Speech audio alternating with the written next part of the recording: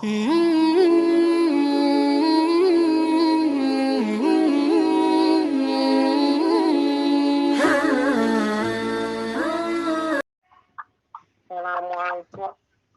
warahmatullahi wabarakatuh. Innal hamdalillah nahmaduhu wa nasta'inuhu wa nastaghfiruhu wa na'udzu billah min syururi anfusina wa min sayyiati a'malina may yahdihillahu fala mudhillalah wa may yudhlil fala hadiyalah wa ashhadu an la ilaha illallah wahdahu la syarikalah wa ashhadu anna Muhammadan abduhu wa rasuluh amma ba'd. Jamaah Majelis Dzikir wa Ta'lim Riyadhah Firqatul Mujahidin yang dimuliakan Allah Subhanahu wa taala. Ustadz Awang Abdul Razak, pimpinan Majelis Dzikir wa Ta'lim yang kami hormati. Pertama-tama marilah kita panjatkan puji syukur kehadirat Allah Subhanahu wa taala yang telah memberikan kenikmatan kepada kita semua, yaitu nikmatul iman wal Islam. Sehingga pada pagi hari ini kita bisa berkumpul dalam Majelis Dzikir wa Ta'lim Riyadhah Firqatul Mujahidin dan kajian Al-Hikam yang ke-48. Mudah-mudahan kajian pada pagi hari ini membawa berkah untuk kita semua. Amin, amin, ya rabbal alamin.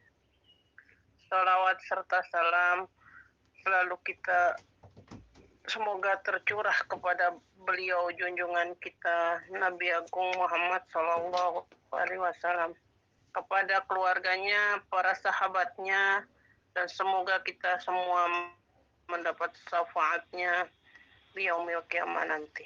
Amin, amin, ya rabbal alamin.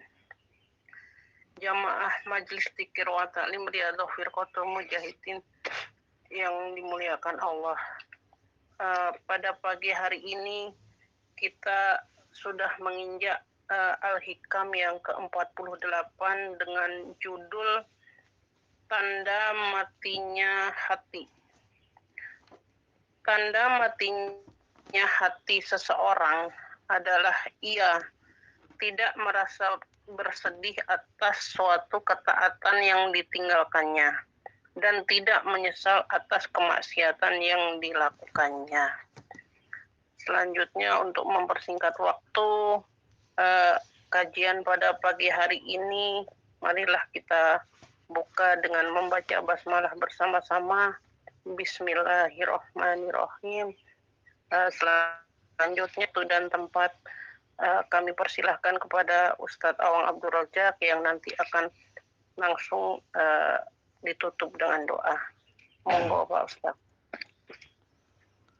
Assalamualaikum warahmatullahi wabarakatuh. Waalaikumsalam warahmatullahi.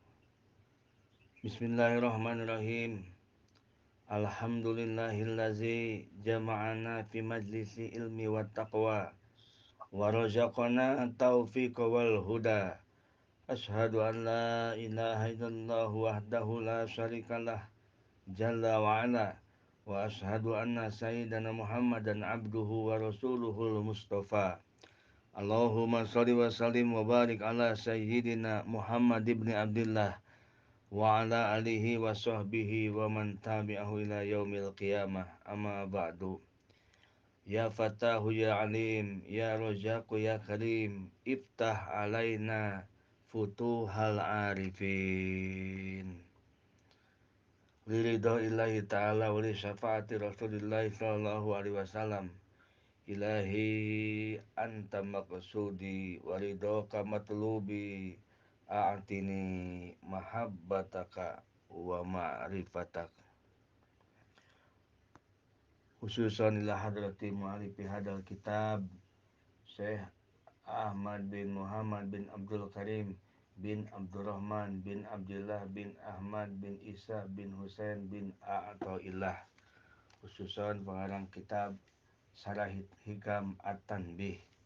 Khususan pengarang kitab Sarah Hikam Iqadul Himam. Sayulillahi lahumul fatihah.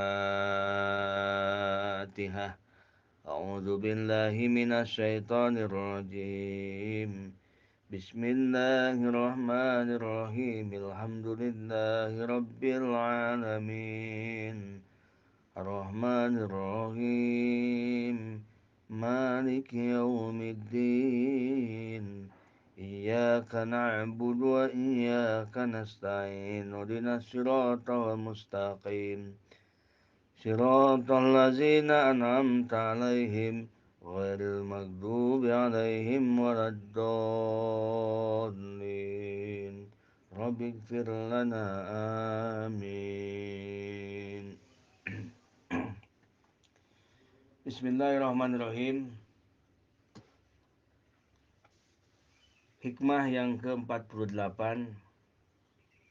Min alamati mautil qalbi adamul hajni alama fataka minal muwafiqat wa tarkun najmi alama fa'alta min wujudi zilal.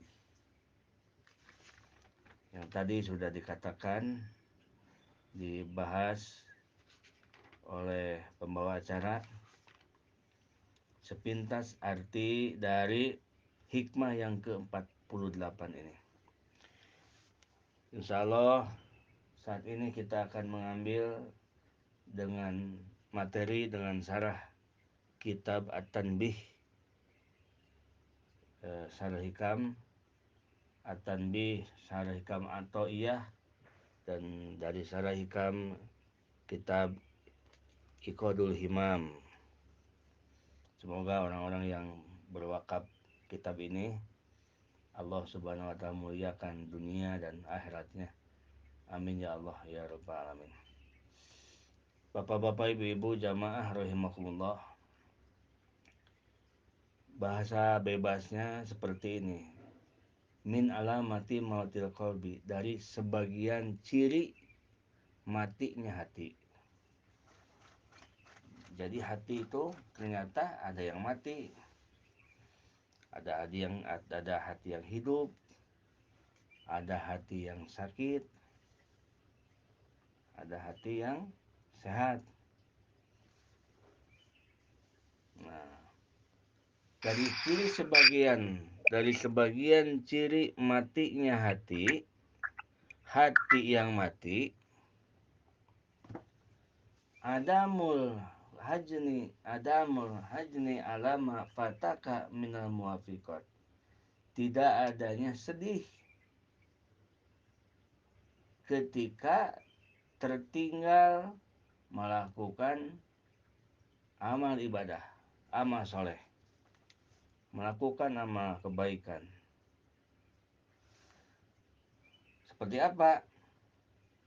Biasa kita berjamaah, lalu kita tertinggal tidak berjamaah. Nah, hati kita nggak ada sedih, nggak ada nelangsa. Biasa sholat tahajud, tiba-tiba satu waktu kita kesiangan, boro-boro sholat tahajud, bangun juga jam 6, sholat subuh juga jam 6. Tetapi hari-hari kita nggak ada sedih, nggak ada rasa menyesal.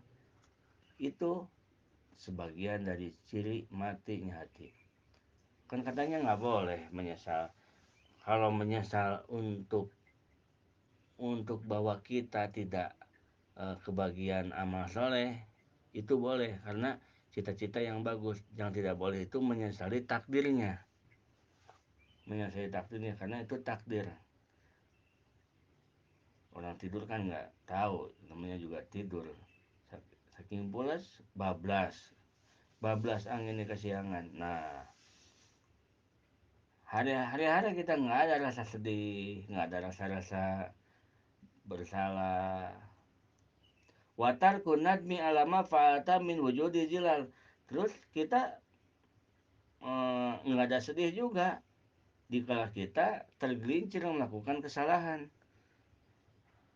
Sudah tahu menggibah itu dosa, lalu setelah itu Setelah tahu kita bahwa gibah itu dosa, kita melakukan gibah, terus kita nggak ada, aduh, menyesal. Tadi saya melakukan ini, salah itu dosa itu.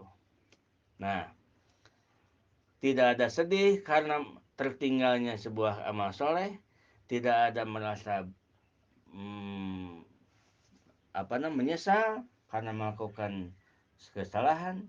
Itu adalah sebagian dari ciri matinya hati. Ciri matinya hati. Sebelum ke bahasan, kita lihat dulu satu kisah. Satu kisah yang diriwayatkan oleh sahabat Ibnu Mas'ud, Abdullah bin Mas'ud, di dalam kitab Syarhul Hikam atau kitab At-Tanbih. Nah, di dalam kitab At-Tanbih Syarhul Hikam atau diceritakan fi hadisi Abdullah bin Mas'ud radhiyallahu anhu qala bainama nahnu inda Rasulullah sallallahu alaihi wasallam id atahu atin. Ceritanya di dalam kisah itu, satu waktu Rasulullah SAW sedang berkumpul dengan para sahabat, tiba-tiba datanglah seorang laki-laki memakai kuda.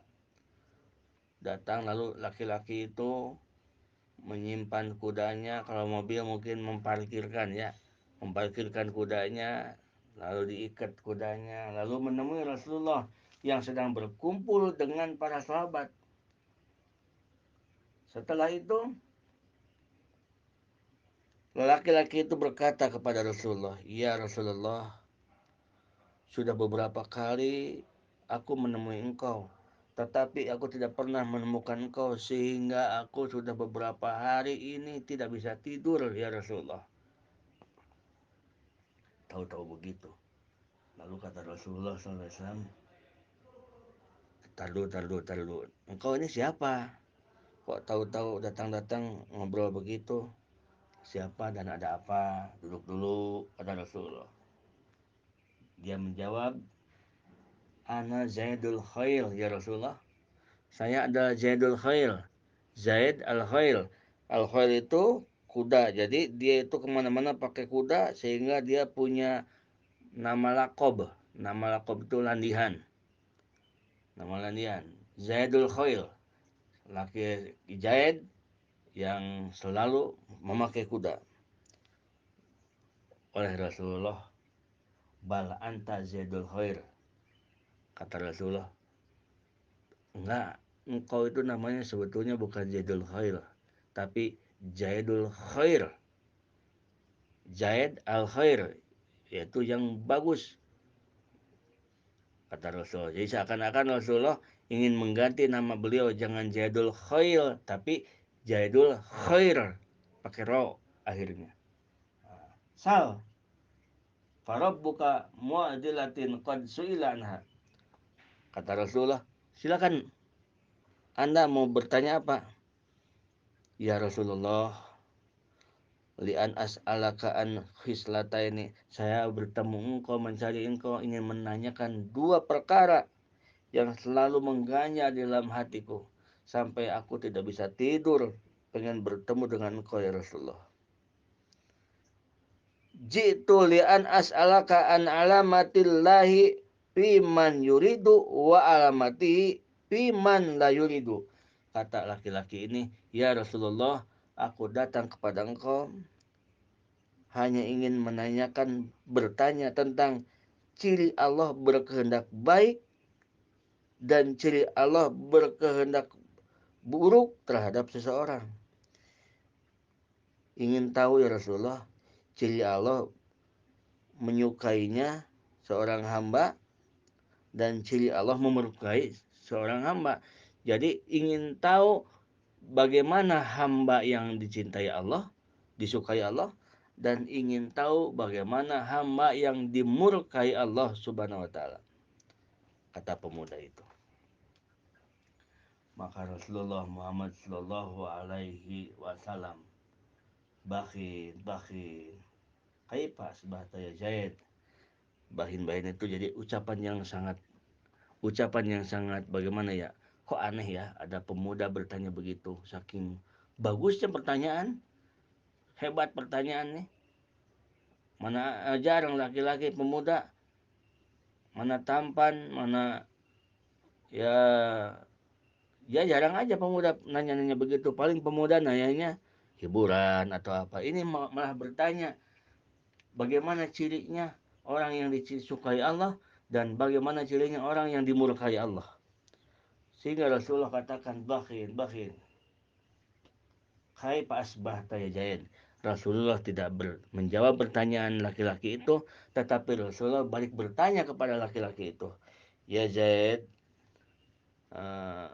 kaifa asbahta? Apa yang kamu lakukan di pagi-pagi, wahai Zaid? Kata si Zaid itu, kata laki-laki itu menjawab, ya Rasulullah, asbahtu ahibul khair wa ahlah wa ahibu ayyamala bihi wa idza fatani anantu ilaihi wa idza amiltu amalan qalla au kasura iqantu bisawabih. Kata Ki Zaid menjawab, ya Rasulullah, keadaanku di pagi-pagi itu, kalau setiap pagi itu aku merasakan aku suka hal-hal yang baik. Kalau bertemu dengan pagi-pagi itu ingin sekali bersedekah dengan orang, ingin sekali melihat orang itu mendapatkan kebahagiaan, ingin sekali membantu orang lain, dan aku senang kepada orang-orang yang berbuat kebaikan. Dan aku sangat cinta dan ingin berbuat baik. Dan aku menyesal ya Rasulullah jika tertinggal akan amal kebaikan. Jika satu saat ada kesempatan melakukan amal baik, ternyata aku tidak bisa, aku sangat menyesali. Jika aku melakukan, dan jika aku melakukan amal kebaikan itu, aku yakin bahwa Allah akan memberikan pahala terhadap amal baikku. Nah, itu ucapan Ki Zaid Al-Khair yang diucapkan kepada Rasulullah Sallallahu Alaihi Wasallam. Lalu Rasulullah Sallallahu Alaihi Wasallam menjawab, hiya bi'ainiha ya Zaid, walau aradakallahu li ukhra hayya'aka laha. Nah, kata Rasulullah Sallallahu Alaihi Wasallam, Zaid, jawaban dari pertanyaan engkau itu, yaitu apa yang engkau katakan, itu begitu. Jadi ciri alamat orang yang disukai Allah, alamat orang yang Allah kehendaki akan diberikan kebaikan adalah jika ia di pagi-pagi merasa senang dan ingin membuat amal kebaikan. Di pagi-pagi dia sudah merencanakan kebaikan-kebaikan, bahkan sudah mulai melakukan kebaikan itu. Dan diantaranya lagi, jika ia ada kesempatan untuk melakukan kebaikan, tetapi dia tidak bisa melakukan kebaikan itu, dia sangat menyesal. Nah, kata Rasulullah, dan ciri orang yang dimurkai Allah, ciri yang orang tidak disukai Allah adalah lawannya dari yang itu. Jadi lawannya kalau ingin berbuat kebaikan, berarti tidak ada keinginan untuk berbuat kebaikan, atau bahkan menginginkan merencanakan sebuah keburukan. Itu riwayat di dalam kitab At-Tanbih Syarah Hikmah atau Iyah. Salah satu pendorong atas materi kita yang di hikmah ke-48. Karena di hikmah ke-48 ini adalah ciri matinya hati. Jamaah rahimakumullah yang dirahmati Allah Subhanahu wa taala. Mawatul qalbi sababu salah satun. Nah, di sini kita akan membahas tentang matinya hati. Sebab matinya hati, sebab hidupnya hati, dan ciri matinya hati. Mawatul qalbi sababu salah satu asya'a. matinya hati itu sebabnya ada 3. Jadi ada sebabnya. Hati mati pun ada sebabnya. Di dalam tubuh kita itu ada beberapa ada beberapa apa namanya nama-nama dari makhluk Allah Subhanahu Wa Taala. Ada jasad, ada hati, ada rohani, ada ruhul adom. Oleh karena itu manusia itu luar biasa.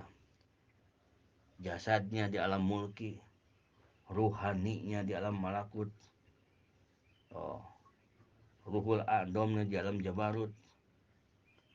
Istimewa manusia. Oleh karena itu manusia, kalau buruk manusia, lebih buruk dari hewan. Perilakunya lebih buruk dari hewan. Tetapi manusia kalau mulia, lebih mulia dari malaikat. Karena hidup di dalam 2 alam. Jasadnya di alam mulki, ruhaninya di alam malakut. Masya Allah, tabarakallah.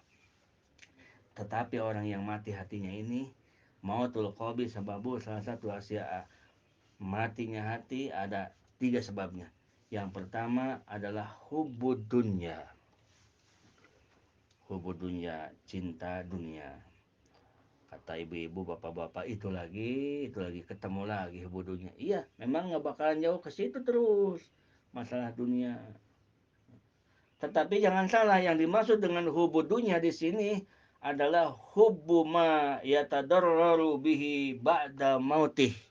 Nah, hubbu ma yatadarraru bihi ba'da mautih. Mencintai sesuatu yang mencelakakan dirinya sesudah dia mati. Mencintai sesuatu yang mencelakakan dirinya sesudah dia mati.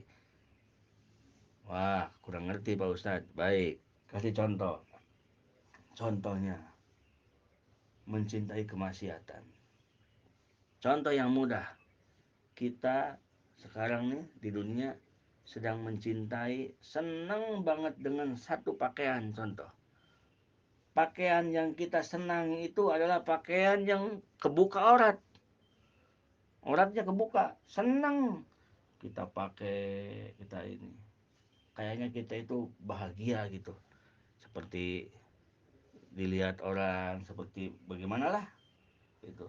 Sampai terlihat aurat, terbuka aurat, membuka aurat sehingga orang lain melihat aurat tersebut. Nah, dunia, pakaian itu kan dunia. Nah, yang seperti itu yang dilarang, yang menjadikan matinya hati. Hubbu ma yatadarraru bihi ba'da mautih. Mencintai sesuatu, jadi sesuatu itu luas. Itu contoh tadi pakaian. Mencintai sesuatu yang sesuatu itu menjadikan madarat untuk dirinya di akhirat. Itu pakaian contoh kecil. Atau mencintai jabatan. Jabatan itu dunia. Atau mencintai pangkat. Atau mencintai apa saja. Mencintai uang atau apa saja. Tetapi hubbuma yatadarraru bihi ba'da mautih. Yang disebut dengan hubud dunia, mencintai dunia yang di sini menimbulkan matinya hati adalah bukan semua dunia, tetapi mencintai sesuatu yang menjadikan madarat celaka untuk dirinya setelah mati. Mencintai jabatan. Kenapa ia mencintai jabatan? Karena jabatan ini dengan dia punya jabatan, dia berkuasa. Mau ngapain pun dia bebas. Mau mencelakakan seseorang, mau membuat onar, mau korupsi seperti apapun. Pokoknya bebas dengan jabatan ini. Makanya dia mencintai jabatan itu. Nah, dia sedang melakukan perkara yang memadaratkan di akhirat nanti. Itu disebut hubud dunya. Tetapi jika jabatan itu dia cintai karena dia mencintai jabatan itu bukan karena tadi seperti tadi, dia mencintai jabatan itu karena dengan jabatan ini saya bisa menolong fakir miskin, karena dengan jabatan ini saya bisa menegakkan kebenaran, bisa menegakkan mana yang salah, mana yang benar, dan bisa adil, berlaku adil. Jadi saya senang dengan jabatan ini. Itu tidak termasuk hubud dunya. Karena justru jabatan dia akan menjadikan dia selamat di akhirat, bukan menjadikan madarat.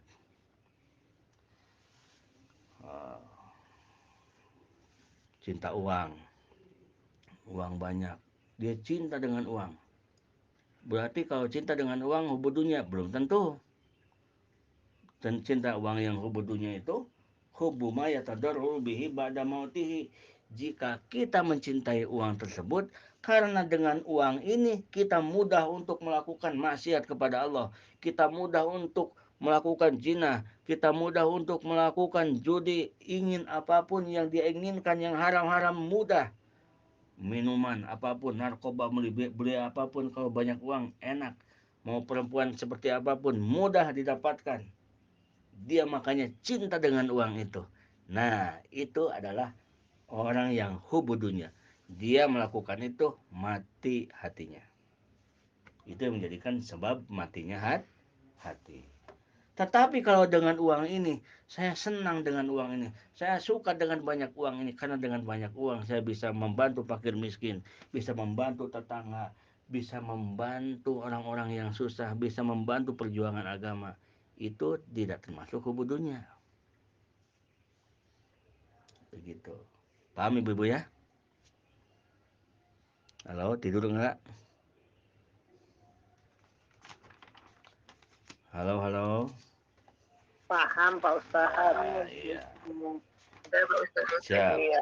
Lanjut. Nah, jadi kuncinya adalah yang disebut hubud dunia yang mematikan, menjadi sebab matinya hati, hubbuma yatadarraru bihi ba'da mautih. Mencintai sesuatu yang mencelakakan dirinya di akhirat. Nah, punya mobil ini dipakai terus aja main ke tempat pelacuran misalkan. Misalkan ayo dipakai bawa-bawa kemana, melakukan kejahatan, melakukan maksiat. Dia senang dengan mobil itu karena dengan kendaraan ini dia bisa bebas, dia bisa bergaya, dia bisa menarik simpati orang untuk melakukan kejahatan. Nah, itu namanya hubudunya. Tetapi kalau dia senang dengan mobil, karena dengan mobil itu saya bisa berangkat mengaji, bisa bawa orang mengaji. Aku senang dengan mobil aku ini. Di tiap pagi dimandiin, diusap-usap, senang dengan mobil ini. Kata tetangga, oh jangan senang mobil dong. Mobil itu kan dunia. Ntar kalau senang mobil, hubudunya namanya. Nah, oh kita udah ngerti sekarang. Enggak lah, enggak hubudunya. Karena aku senang mobil ini, dengan mobil ini ternyata tetangga aku bisa yang sakit, bisa aku antar tetangga. Yang butuh mobil, diantar yang susah-susah, bisa aku bantu dia. Begitu. Itu namanya uh, bukan hubud dunia. Baiklah, yang kedua, sebab matinya hati itu adalah wal ghaflatu an zikrillah. Lupa dengan zikir kepada Allah Subhanahu wa taala. Ini yang menjadi sebab matinya hati. Mau makan lupa bismillah, habis makan lupa alhamdulillah, mau masuk rumah lupa baca doa, mau keluar rumah lupa baca doa, mau pakai pakaian lupa baca doa, mau masuk ke WC lupa baca doa, keluar WC lupa baca doa, mau dimanapun mau melakukan apapun lupa kita melakukan sesuatu yang melibatkan Allah. Padahal dianjurkan oleh Rasulullah untuk melibatkan Allah dalam segala hal. Dalam segala keadaan kita harus melibatkan Allah. Harus melibatkan Allah. Melihat yang aneh-aneh, Masya Allah. Melihat yang takjub-takjub, yang bagus-bagus, Subhanallah. Mendengar kita yang mengerikan. La haula wala quwata atau innalillahi. Melihat yang maha agung-agung keindahan, Allahu Akbar. Itu adalah satu jalan untuk kita agar hati kita tidak mati. Sedangkan wal ghaflatu an zikrillah, kalau kita lupa dengan zikir kepada Allah, maka itu adalah menjadi sebabnya hati kita mati. Mati hati kita. Yang ketiga, wa irsalul jawari fi ma'asillahi ta'ala. Irsalul jawari fi ma'asillah. Irsalul jawari itu adalah eh, mengikuti anggota badan kita dalam maksiat kepada Allah Subhanahu wa taala. Ada pemandangan haram dilihatnya, ada pendengaran yang haram didengarkannya. Kalau terdengar dengan didengarkan beda, Mbak Yul, beda, Mbak Penny. Kalau terdengar, ya tidak disengaja terdengar mah. Makanya kalau terdengar sesuatu yang haram, kalau terdengar tidak apa-apa, tidak jadi dosa. Tetapi kalau didengarkan, nah ini yang didengarkan yang jadi masalahnya. Pemandangan haram dilihatnya, pendengaran haram didengarkannya. Begitu. Nah, seperti itu. Itu adalah yang menjadikan sebab mautul qalbi, matinya hati. Jamaah rahimakumullah, yang selanjutnya wasababu hayatihi, salah satu asya yang menjadi sebab hidupnya hati ada tiga. Tadi matinya hati, sekarang hidupnya hati. Apa yang menjadi sebab hidupnya hati? Az-zuhdu fid dunya, yaitu juhud di dunia. Bukan yang kaya dibuang hartanya, bukan punya uang dibuang uangnya, bukan yang punya jabatan dilepas jabatannya, bukan yang banyak kebun lalu dilempar-lempar kebunnya dibagi-bagi, tetapi tinggalkan sesuatu yang menimbulkan celaka di akhirat. Itu juhud di dunia. Oleh karena itu kalau orang-orang yang sudah hatinya mulai mengenal Allah, begitu tiba-tiba datang ada rezeki yang tidak disangka-sangka nih, atau rezeki yang memang sudah disangka-sangka, kita sedang perjuangkan, datang uang 100 juta. Pertama dia itu bertanya dulu dalam hati, duk pertempuran dalam hati. Nah, aku tahu bahwa engkau adalah penipu, wahai uang, kata hati kita nih. Oh, aku butuh dengan engkau, tetapi engkau itu sebetulnya penipu. Dan aku harap engkau sekarang jangan nipu aku, karena aku tahu bahwa engkau penipu dan aku tidak akan pernah ketipu. Nah, jadi si uang, kata guru Pak Ustadz ya, si uang itu kita omongin dulu, kamu datang ke sini, kamu mau nipu ya, nipu saya ya. Karena banyak orang yang tertipu dengan uang. Yang tadinya dia sholat berjamaah, gara-gara banyak uang jadi tinggal sholatnya. Yang tadinya tahajud, lagi susah nih tahajud jam 1 udah bangun, setengah satu udah bangun, udah nangis-nangis, ngelengek-ngelengek. Begitu susahnya hilang, langsung boro-boro tahajud, sholat subuh juga enggak. Nah, jadi kita jangan tertipu dengan kehidupan dunia. Emang Cina uang bisa ngejawab? Ya nggak bisa ngejawab sih. Cuman kan kita tahu bahwa semua itu ada ruhnya. Termasuk uang pun ada ruhnya. Oleh karena itu, kalau uang dipegang oleh seseorang yang takwa kepada Allah, kalau uang dipegang oleh orang-orang yang dia adalah orang yang makrifat kepada Allah, uang tersebut tunduk. Dan dia sangat senang jika dibawa untuk melakukan kebaikan-kebaikan, amal-amal soleh. Jadi yang pertama, sababu hayati, sebab hidupnya hati adalah az-zuhdu fid dunya, juhud di dunia. Maksudnya, tinggalkan sesuatu yang menimbulkan celaka di akhirat. Dari dunia itu, tinggalkan sesuatu yang menimbulkan celaka di akhirat. Cinta dengan apa ya, jangan uang-uang, jangan mobil, begitulah. Kita yang rendah aja apa? Makan. Senang dengan makan. Kita sampai dari mau buru-buru cepat ke rumah makan atau cepat-cepat pulang ke rumah karena di rumah ada makanan enak. Aduh, senang dengan makan itu.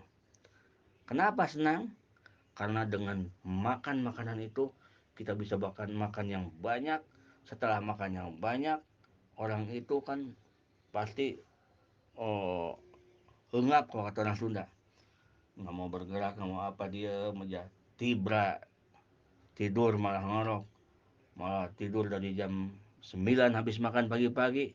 Bangun-bangun isya, berapa sholat tuh yang lewat. Duhur, asar, maghrib dibabat semua. Gara-gara makan itu. Suka banget dia makan seperti itu. Nah, itu makan disebut hubudunya. itu makan disebut menimbulkan celaka di akhirat. Nah, jadi kita yang pertama ajudu pidunya meninggalkan sesuatu yang menimbulkan celaka di akhirat. Yang kedua, wastigolu bizikrillah. Sebab hidupnya hati itu kita belajar sibukkan dengan zikir kepada Allah. Lagi bawa mobil, jalan macet, daripada kita uring-uringan, mending baca zikir. Mau baca sholawat, mau baca sholawat apa saja, mau baca zikir, la ilaha illallah, mau baca hasbunallah wa ni'mal wakil, hasbunallah wa ni'mal wakil, mau baca alhamdulillah, mau baca la ilallah, la ilallah, mau baca apapun silakan. Kita sibukkan wastigolu bizikrillah, dibiasakan sibuk dengan zikir kepada Allah. Kalau kita membiasakan zikir kepada Allah, itu akan menjadi sebab hidupnya hati. Insya Allah. Nanti bisa terasa oleh kita. Kalau satu saat kita ada kesempatan untuk melakukan taat, lalu kita tidak bisa melakukannya, kita akan merasa sedih hati. Kok sedih banget ya, aduh, nelangsa saya ya. Orang-orang duduk di pengajian, kok saya enggak ya. Nah, nelangsa banget. Nah, itu udah mulai hidup hatinya. Yang ketiga, wasababu hayatihi, yang menjadi sebab hidupnya hati adalah suhbatul aulia illahi ta'ala. Berteman dengan kekasih Allah subhanahu wa ta'ala. Berteman dengan kekasih Allah, ini akan menimbulkan hidup hati kita. Secara dohir, di dalam syarah hikam, secara dohir kekasih Allah itu ada 5 cirinya. Dohir nih, kalau batinnya kita nggak tahu. Secara dohir ada 5 cirinya. Satu, alimun, abidun. Seorang yang alim, seorang yang mengerti agama, yang abidun, ahli ibadah. Kalau ada alimun, tidak abidun, berarti bukan. Kalau ada ahli ibadah, alimun tidak abidun, berarti bukan. Tapi ini ciri dohir. Tetapi terkadang Allah menjadikan seorang wali yang tidak alim, ada banyak. Yang kedua, sahyun, pemurah. Nah, kalau ada orang pemurah, baik, inginnya itu bantu orang yang susah, inginnya itu dikit-dikit. Bagaimana sih orang pemurah? Nah, itu ada harapan jadi kekasih Allah. Tapi kalau kikir, merepet jahe, kalau pedit, walaupun ahli ibadah, itu kayaknya masih jauh jadi kekasih Allah. Karena berlawanan dengan ciri kekasih Allah. Yang ketiga, pemaaf, tidak pemarah. Itu. Yang keempat, tidak mengekali satu perbuatan maksiat. Kenapa dikatakan tidak mengekali satu perbuatan maksiat? Karena yang namanya manusia melakukan maksiat atau tergelincir dalam dosa itu namanya juga manusia, bukan malaikat. Pasti akan terjadi itu. Tetapi kalau dia mengekali satu dosa, sekarang kita melakukan dosa ini, lalu kita tobat, lalu tiba-tiba besok dosa lagi yang itu juga, besoknya dosa lagi yang itu juga. Nah, itu tidak termasuk kekasih Allah. Karena ciri kekasih Allah itu dia tidak pernah mengekali satu perbuatan maksiat. Kalau sekarang dosa ini tergelincir, ya Allah ampuni dosaku ya Allah, lalu nggak ketemu-temu lagi dosa itu, lalu besoknya misalkan kejadian dosa yang lainnya tapi dosanya, nah itu namanya juga manusia, nggak apa-apa itu. Yang terakhir, qalilul kalam. Ciri kekasih Allah itu adalah orang yang sedikit bicara. Kalau orang yang banyak bicara, ini bukan masalah bicara kebaikan. Maksudnya bicara-bicara bukan hal kebaikan. Bicara yang tidak bukan dakwah, bukan apa-apa. Kalau orang yang banyak bicara, itu ciri bahwa dia masih jauh jadi kekasih Allah. Karena kekasih Allah itu cirinya adalah qalilul kalam, sedikit bicara. Diam aja. Yang bicara yang penting-penting aja. Penting-penting. Nah, itu Bapak Ibu sekalian. Oleh karena itu, Rasulullah Muhammad SAW bersabda, man sarrathu hasanatuhu wa sa'athu sayi'atuhu fahuwa mu'min. Siapa saja yang merasa senang atas kebaikannya dan merasa susah atas keburukannya, maka ia adalah seorang yang beriman. Abdullah bin Mas'ud menjelaskan bahwa orang-orang yang hatinya mati akan menganggap remeh dosa dan kesalahan dan khilafnya akan dianggap remeh. Tetapi orang yang beriman memandang dosa itu seperti seorang yang duduk di kaki gunung, di kaki bukit, dan ia khawatir batu di atas bukit, batu besar menimpa dirinya. Nah, melihat dosa itu seperti itu. Lalu ia sehingga ia itu selalu hati-hati. Sedangkan orang yang munafik menganggap kecil dengan dosa, seperti lalat yang hinggap di hidungnya. Ada lalat di tepis begitu, ada lalat di tepis begitu, mudah begitu. Itulah orang-orang munafik. Tetapi kalau orang mukmin, dia itu dengan satu dosa dia menganggapnya sangat bahaya. Dosa ini bahaya, walaupun kecil sekecil apapun bahaya. Karena dosa jika ada murka Allah, di situ ada murkanya Allah, walaupun dosanya kecil, tidak ada dosa kecil kalau sudah ada murkanya Allah. Dan tidak ada dosa besar kalau sudah ada anugerah Allah. Maksudnya dosa besar jika ditobatin dan berhenti di situ, kalau mendapatkan anugerah dari Allah, maka dosa besar itu justru menjadikan seseorang menjadi kekasih Allah Subhanahu wa taala. Itu Bapak-bapak Ibu sekalian, kesimpulan dari hikmah yang ke-48 itu. Jadi, Bapak-bapak Ibu sekalian, kesimpulannya adalah suduru taati minal abdi alamatun ala ridho maulahu. Kita melakukan taat, kita melakukan ibadah, kita bangun malam, kita banyak riado, kita banyak wirid, alamatun ala ridho maulahu. Itu satu ciri, satu tanda bahwa Allah meridhoi kita. Wa sudurul maksiati alamatun ala ghadabihi. Dan kalau kita satu waktu melakukan maksiat, melakukan dosa, alamatun itu adalah ciri bahwa Allah sedang murka kepada kita. Jadi kalau kita ingin tahu mana orang yang sedang dicintai Allah, dialah orang-orang yang sedang melakukan taat kepada Allah. Dan kalau kita ingin tahu mana orang-orang yang dimurkai Allah, dialah orang-orang yang sedang maksiat terhadap Allah Subhanahu wa taala. Setelah kita tahu begini, ini akan bermanfaat.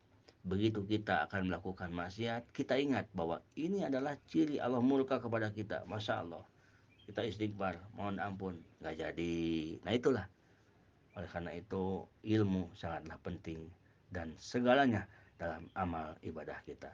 Mudah-mudahan di hikmah ke-48 ini hati kita dijadikan hati yang hidup, yang selamanya bisa mengingat Allah Subhanahu wa taala dan selamanya bisa melakukan ibadah kepada Allah Subhanahu wa taala. Amin ya Allah ya rabbal alamin. Dan besok kita lanjutkan hikmah yang ke-49. Hikmah yang ke-49 apa ya? Apa hikmah yang ke-49? Judulnya apa?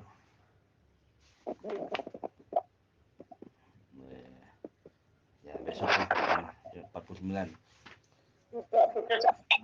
Oh, la ya'damu dzanbu indaka anumatan tasudduka an husni dzanni billah. Tidak ada dosa besar kepada engkau jika engkau berbaik sangka kepada Allah Subhanahu wa taala. Besok ya insyaallah. Hadanallahu wa iyyakum ajmain. Assalamualaikum warahmatullahi wabarakatuh.